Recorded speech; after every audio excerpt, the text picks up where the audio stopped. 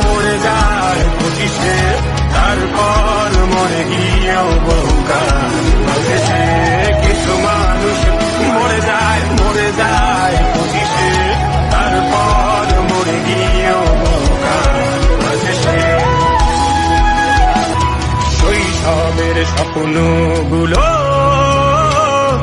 লিখে রেখেছিলাম ড্রয়িং খাতায়, সময়ের ভাজে ভাজে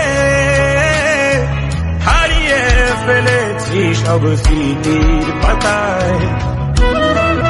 শৈশবের ইচ্ছেগুলো